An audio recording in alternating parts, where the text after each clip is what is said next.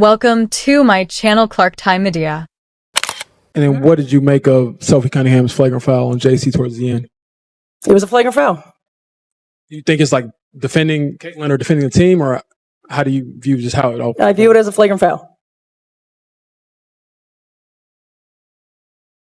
Oh, that's about the game too. Yeah, well, I mean, that you guys came for basketball. Yeah, Let's no, talk seriously. about basketball. Yeah. Come on now. What do you think of just how you all were able to pull in the second half, Caitlin, in We're particular? going to the Commissioner Cup Championship. Let's That's go! pretty exciting. Y'all want to talk about that? Let's talk about that.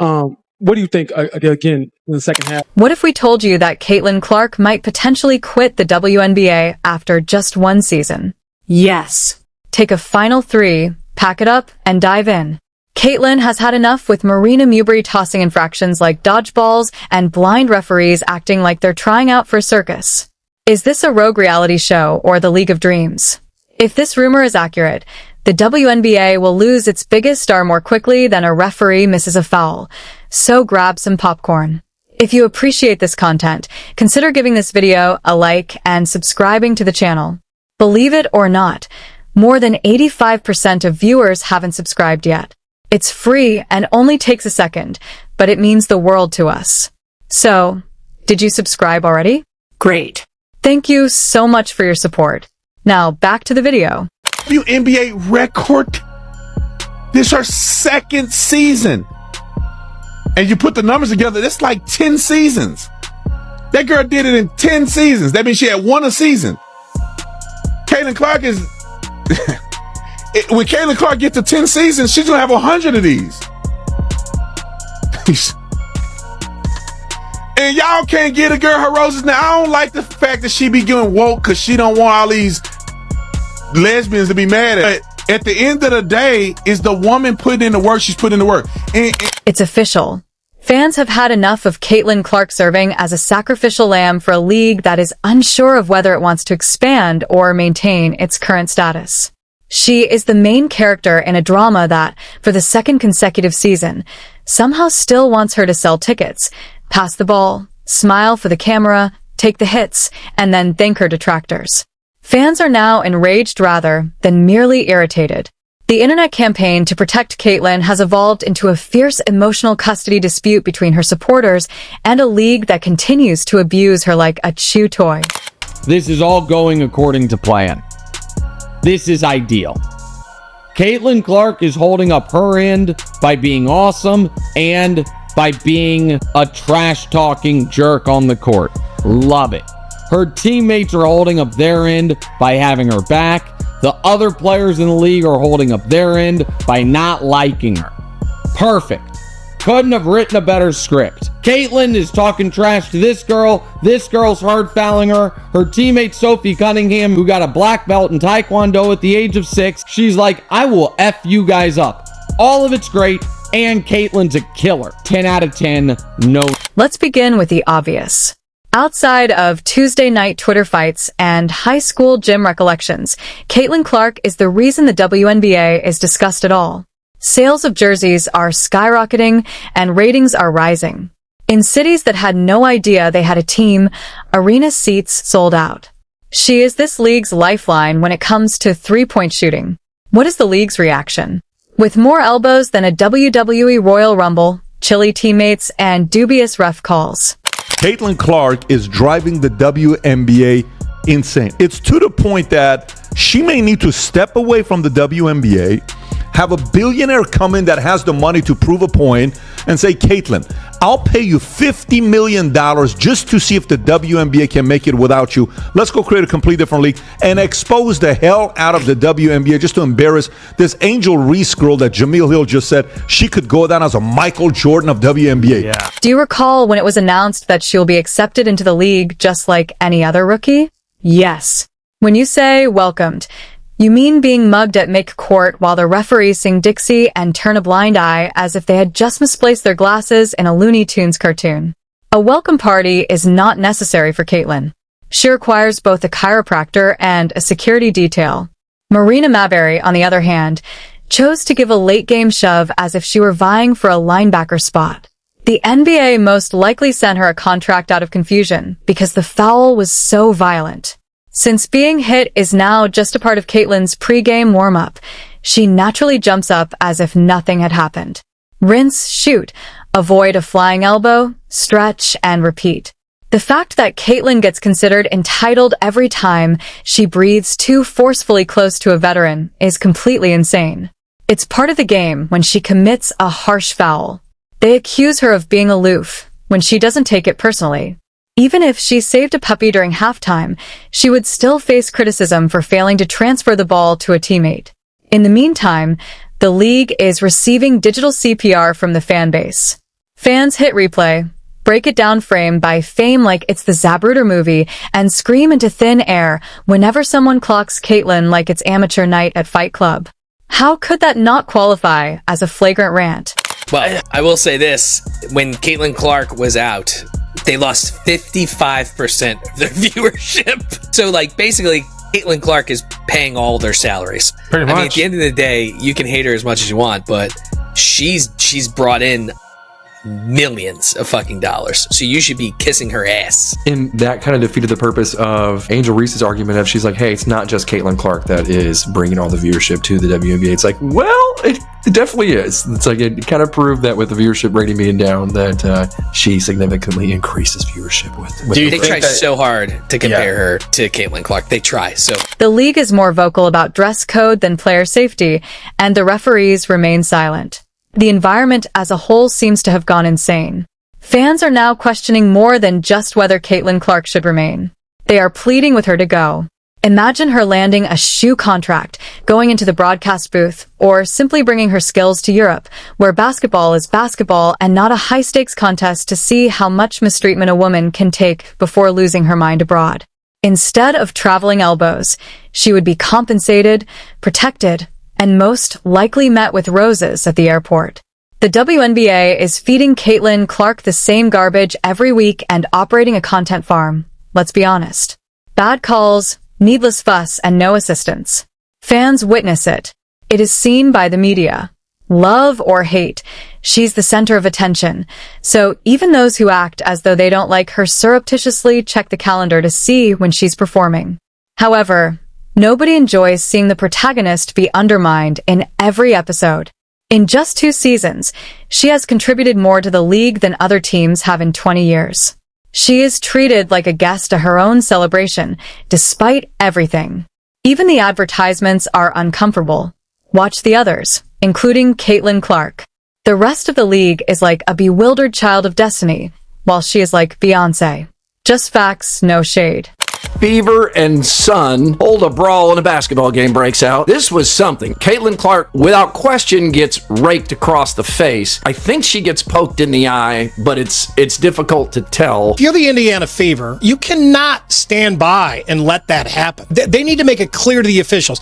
If you're going to let this happen, then we're going to stand up for our player and make a mess of the game, and you're going to have a big mess on your hands. So you need to stand up for this. You need to do something about this. You've just learned with definitive data and beyond question that Caitlin Clark controls more than half the audience for the entire WNBA. Not to mention the ongoing gaslighting. It's not too horrible. She's exaggerating. She must earn her stripes. Really? She has more stripes than a zebra in a barcode factory, according to our most recent inspection. She averages 12 microaggressions, 8 assists, and 25 points a game. Grinning while doing it. Is there anything else she needs to do? Elevate?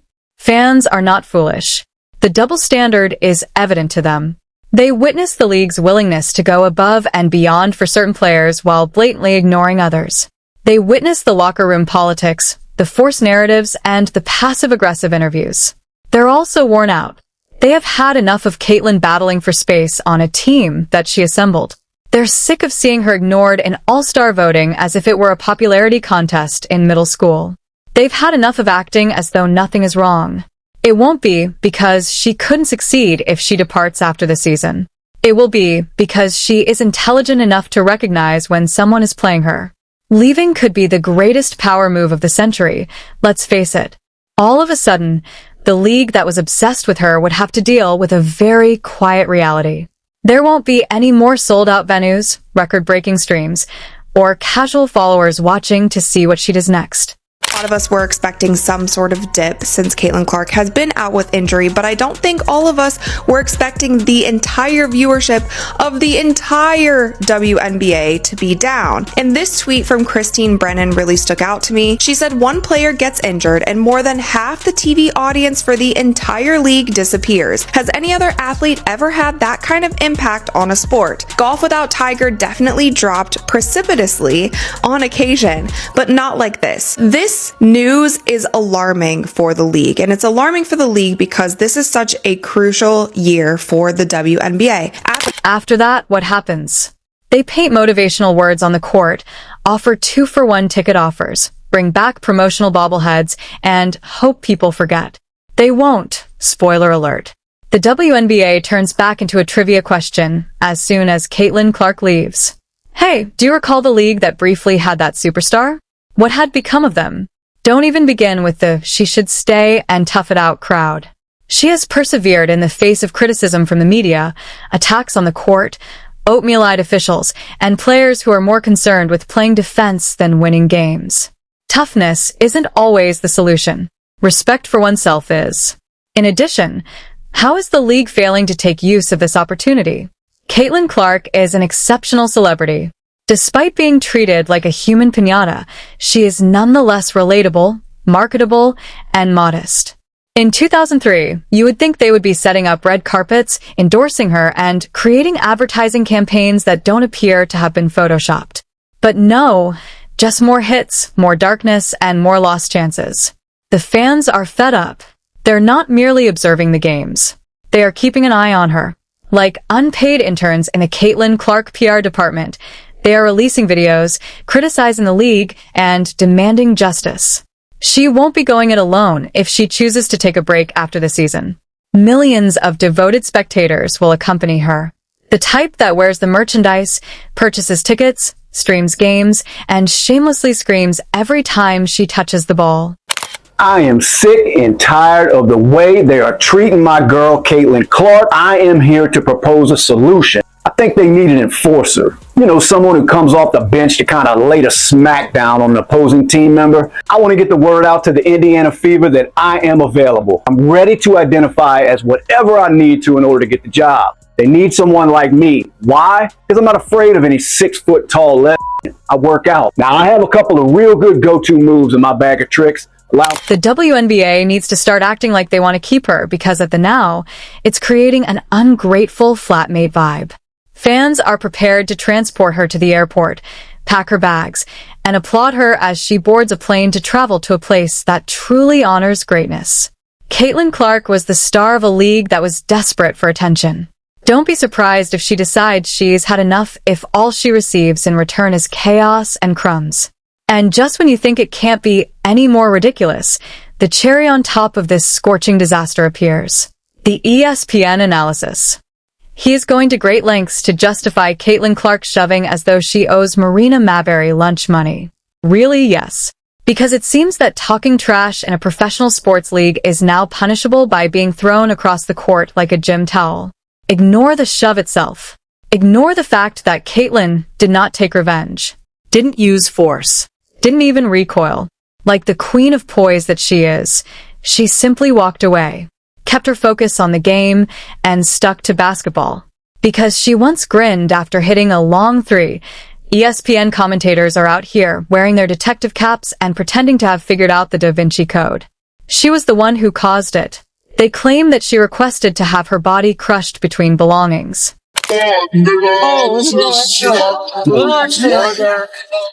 A snitch loves the shit. Well, they get into it a bit here. Lexi Holdout gets it. Golden State Caitlin hits the tip.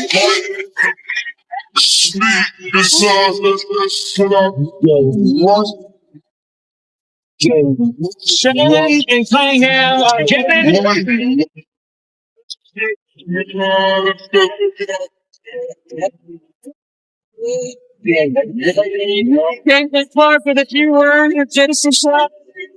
This is a crazy concept. Talking trash can just be a part of the game. It's not Sunday brunch, it's sports. You're not competing if you're not chirping. It was Michael Jordan. Kobe was passionate about it. Psychological warfare was essentially conceived by Larry Bird. Oh no, Caitlin Clark. Players are suddenly invited to give up basketball and start channeling their inner mixed martial arts fighters when she speaks trash. Rival players have also voiced their opinions, essentially saying, yeah, that shove was out of pocket. Some of them would love nothing more than to shut her down on the court. These aren't her teammates. They're not fans. These are rivals, some of whom have faced her head-to-head and are still able to distinguish between straightforward thuggery and hard-nosed basketball. However, compared to half of the analysts who are paid to act as though they have ever touched a basketball, they are more sensible. Because, let's face it, you would have seen it on every sports program, every news source, and most likely a dramatic recreation on Lifetime if Caitlin Clark had ever considered replying with a shove of her own. Finally, the out-of-control novice loses it. No, though, she kept it tidy. She maintained her elegance. She made no attempt to personalize it. She resisted the temptation. And yet they managed to accuse her of being shoved. It's like blaming a financial driver for hitting your mailbox. It was standing on the curb with a bit too much assurance. Caitlin Clark has decided to quit the WNBA and move on and go play over in Europe. I do not blame her. I applaud it. I say do it. Get as far away from the WNBA as you can. Let that league sink. Okay? Do not help them, Caitlin. Get away. I believe you could create your own league. Okay? You could be the fucking player that creates whatever, the next professional women's basketball league. Let this one just go and let Caitlin try to build the next WNBA. This mental gymnastics might win gold at the Olympics. She exudes too much confidence. She is said to play with attitude. Yes, every elite athlete in history does the same. They are exceptional because of this. However, Caitlin's self-assurance is in some ways provocative. That's problematic because she's supposed to absorb hits, accept responsibility, and make a vow of silence, ideally all at once, according to some bizarre, perverted version of WNBA regulations. The constant shifting of the responsibility toward her is almost impressive. It's as if an unseen committee waits to redefine reality. A full-body shove is delivered by Marina Mabring. Caitlin is the antagonist and maintains her composure. What comes next? ESPN airs a segment headlined, "Did Caitlin lean into it?" When someone elbows her in the face, they are virtually spitting out their next heated take. Did she have an adversarial posture? Did her shoelaces convey the incorrect message? In the meantime, Mabry is receiving greater protection than a Fabra egg. People are going to great lengths to justify her behavior as if she were a misinterpreted street poet rather than a mature adult who just decked a fellow player. The analysts aren't the only ones. It's all about the subtle tone. The lukewarm analysis that looks more like a PR statement written by someone who once looked at a basketball and yelled, and the passive-aggressive headlines. I want to get your opinion because it's been a minute on this Angel Reese, Caitlin Clark stuff that's been going on. Brittany Griner a couple of weeks ago in a video says trash effing white girl when she was playing Caitlin Clark. What's your just kind of 30,000 foot view of this? There is not an organization more dedicated and committed to self-imploding than the WNBA. The WNBA was like handed the golden egg that is Caitlin Clark. Yeah. And they have done everything to just self-destruct. Yeah. Whether it's these totally crazy like racial investigations that have been proven a hoax. And you know what's actually making fans furious? It's because Caitlin Clark hasn't even requested preferential treatment. There was no publicity tour for her. She didn't yell obscenities. She didn't even make fun of anyone. She simply plays hit after hit, game after game. While everyone else attempts to turn the story into a soap opera in which the villain is the lady who averages 25 points per game and keeps the league afloat, you continue to show up like the perfect professional. This is a straightforward truth. Caitlin Clark would have been expelled, penalized, and paraded through a media circus as the league's problem if she had thrown the shove. However, because she accepted it without responding, she is still portrayed as the issue. Because she was being physically assaulted at mid-court, how dare she not grin more? Fans are not stupid. They observe this. They observe the disparities piling up like bricks on a shoddy reality show set. Caitlyn is subject to a different set of rules than everyone else. One for the celebrity, who somehow isn't worth defending despite earning the money, the views, and the ratings. She continues to play, nevertheless. She continues to appear. It's enough to cause your brain to short-circuit and your blood to boil. The league is in possession of a generational talent. Someone who draws attention, sells jerseys, and motivates the athletes of tomorrow. Additionally, they are acting as though she is their chosen punching bag. Caitlin Clark did her thing. Coming off of the injury, she returned for the Fever, and I swear I am not being hyperbolic. We were immediately gifted one of the greatest halves we have ever seen in the WNBA, and I say that with all context involved. This series from Caitlin Clark, the pull-up three here, and you are about to see back-to-back-to-back triples for Caitlin Clark in this game. I am not trying to erase the things we have seen from Maya Moore, from Diana Taurasi, Asia Wilson's 53-point game, Stewie, Cynthia Cooper. Like, we have seen incredible halves of basketball, but you see Caitlin Clark coming off of that made three from the Liberty.